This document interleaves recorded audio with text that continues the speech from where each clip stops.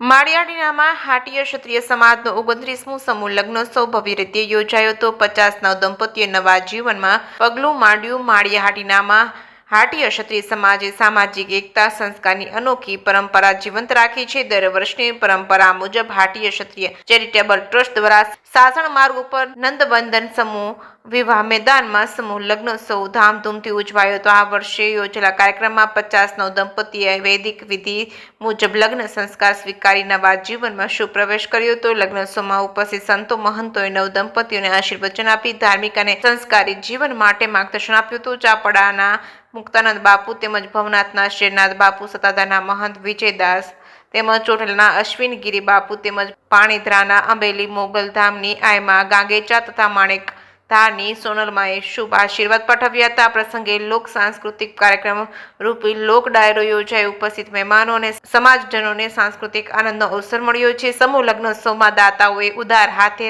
સહાય રૂપ ભેટો અર્પણ કરી સમાજ સેવા પ્રત્યેની ભાવના વ્યક્ત કરી હતી। કાર્યક્રમને સફળ બનાવવા સમિતિના સભ્યો અને સ્વયંસેવકોએ સારું આયોજન કરી પ્રશંસનીય કામગીરી નિભાવી છે। સમિતિ દ્વારા સહયોગ આપનાર દાતાઓ અને સંતો મહંતો સમાજજનોનો આભાર વ્યક્ત કરવામાં આવ્યો હતો। સમૂહ લગ્નો જેવી પહેલ સમાજમાં સહકાર, સમાનતા અને સંસ્કારના મૂલ્યો મજબૂત બનાવે છે એવી લાગણી ઉપસ્થિત મહેમાનોમાં વ્યક્ત થઈ હતી। જે કે સિંહ ગુજરાતી સાથે પ્રતાપ સિસોદિયા, માળિયા હાટીના ચેરિટેબલ ટ્રસ્ટ તથા હાટી ક્ષત્રિય સમૂહ લગ્ન સમિતિ દ્વારા સતત અવિરત 29 વર્ષથી જે સમૂહ વિવાહ થઈ રહ્યા છે એમાં 29મો સમૂહ લગ્ન આ વર્ષે તારીખ 7/2/2026ના રોજ યોજાણું, જેમાં 50 યુગલોએ પ્રભુતામાં પગલાં માંડ્યા, જેમાં સંતો મહંતોની હાજરી સાથે આશીર્વાદ સાથે કલાકાર શ્રી રાજભા ગઢવી તથા શિવરાજભાઈ ગઢવી, નીતાબા તથા આ કલાકારોએ પોતાની આગવી વાણીમાં રજૂઆત કરી અને શ્રોતાઓને જ્ઞાનમુક્ત કર્યા।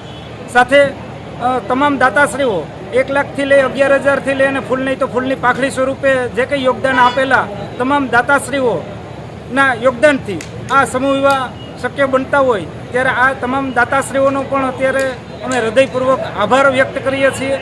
ઉપસ્થિત તમામ મહાનુભાવોની પણ પોતાની કિંમતી સમય આપી અને અત્યારે ઉપસ્થિત રહ્યા હતા તેઓનો પણ આભાર વ્યક્ત સાથે સમિતિ વતી હું આભાર વ્યક્ત કરું છું।